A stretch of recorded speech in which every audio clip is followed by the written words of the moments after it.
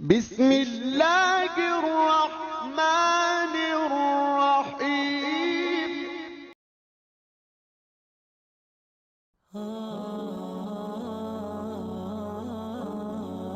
حوریں چاہیے تو یہ اعمال کرو۔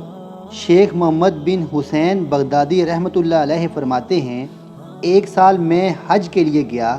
ایک روز مکہ مکرمہ کے بازاروں میں پھر رہا تھا کہ ایک بوڑھا مرد ایک لونڈی کا ہاتھ پکڑے ہوئے نظر آیا۔ لونڈی کا رنگ بدلا ہوا، جسم دبلا تھا اور اس کے چہرے سے نور چمکتا تھا اور روشنی ظاہر ہوتی تھی۔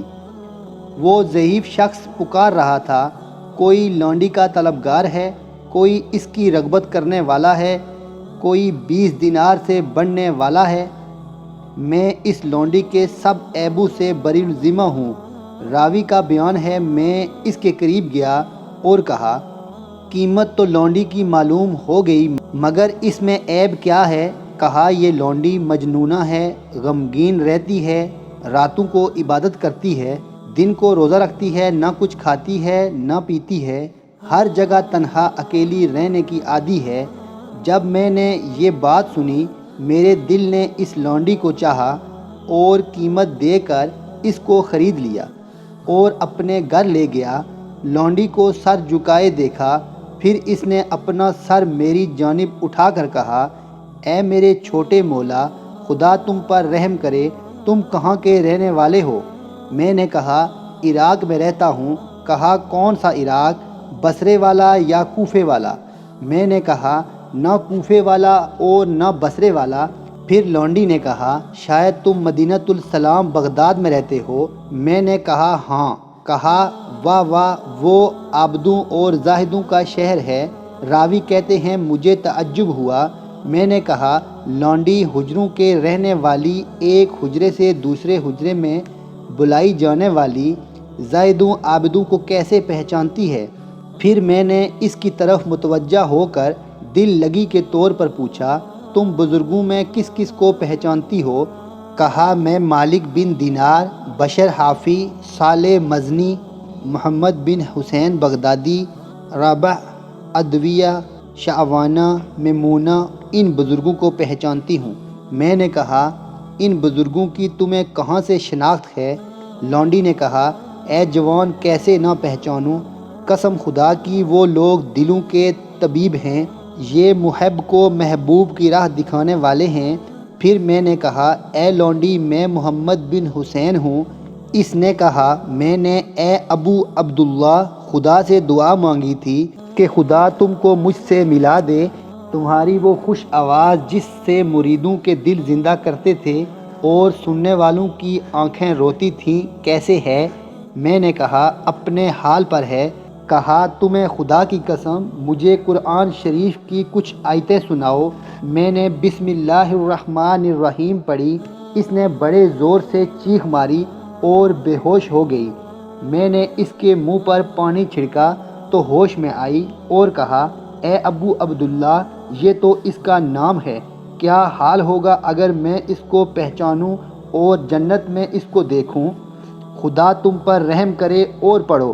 میں نے یہ آیت پڑھی جس کا ترجمہ کچھ اس طرح سے ہے، یعنی کیا گمان کرتے ہیں جنہوں نے گناہ کیے ہیں کہ ہم ان کو ایمان والوں اور نیک عمل کرنے والوں کے برابر کریں گے؟ ان کی موت اور زندگی برابر ہے۔ اس نے کہا، اے ابو عبداللہ، ہم نے نہ کسی بت کو پوجا اور نہ کسی معبود کو قبول کیا، پڑھے جاؤ، خدا تم پر رحم کرے۔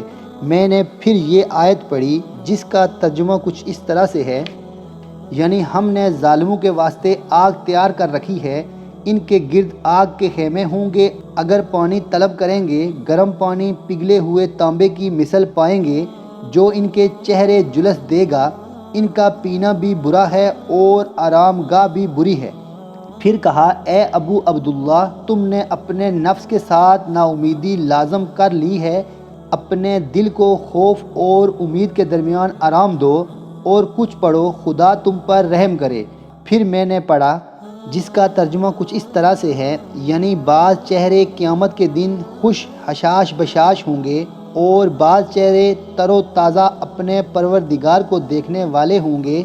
پھر کہا مجھے اس کے ملنے کا شوق کتنا زیادہ ہوگا جس دن وہ اپنے دوستوں کے واسطے ظاہر ہوگا، اور پڑھو خدا تم پر رحم کرے۔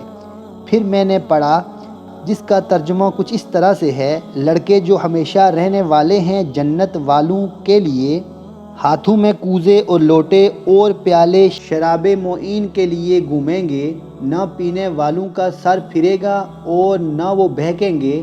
پھر کہا اے ابو عبداللہ، میں خیال کرتی ہوں تم نے حور کو پیغام دیا ہے، کچھ ان کے مہر کے لیے بھی خرچ کیا ہے۔ میں نے کہا اے لونڈی مجھے بتا دے وہ کیا چیز ہے، میں تو بالکل مفلس ہوں۔ کہا شب بیداری اپنے اوپر لازم کرو اور ہمیشہ روزہ رکھا کرو اور فقیروں اور مسکینوں سے محبت کرتے رہو۔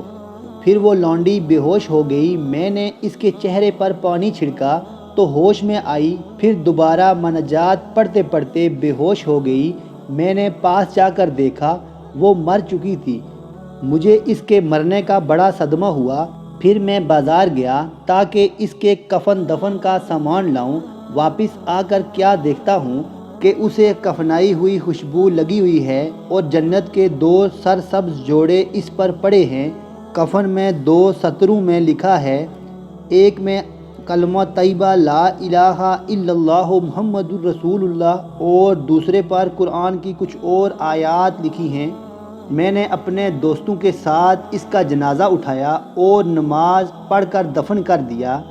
اس کے سرہانے میں نے سورۃ یاسین پڑھی اور حجرے میں غمگین روتا ہوا واپس آ گیا۔ پھر 2 رکعت نماز پڑھ کر سو گیا۔ خواب میں دیکھا کہ وہ لونڈی بہشت میں ہے، جنتی حلے پہنے زعفران زار کے تختے میں ہے، سر پر تاج موتی اور جواہرات ٹکے ہوئے، پاؤں میں یاقوت سرخ کی جوتی ہے جس سے عنبر و مشک کی خوشبو آ رہی ہے۔ اس کا چہرہ آفتاب و ماہتاب سے زیادہ روشن ہے۔ میں نے کہا اے لونڈی ٹھہر، کس عمل نے تجھے اس مرتبہ پر پہنچایا؟ کہا فقیر مسکینوں کی محبت، کثرت استغفار، مسلمانوں کی راہ سے ان کو ایذا دینے والی چیزیں دور کرنے سے مجھ کو یہ مرتبہ ملا ہے۔ آج کی ہماری ویڈیو کا اختتام ہوتا ہے۔ اگر ہماری ویڈیو آپ کو اچھی لگ رہی ہیں تو پلیز ہمارے چینل کو لائک، سبسکرائب اور شیئر ضرور کیجئے تاکہ اس طرح کی اچھی معلوماتی ویڈیو میں آپ کے لیے ہر روز لاتا رہوں۔ السلام علیکم ورحمۃ اللہ وبرکاتہ۔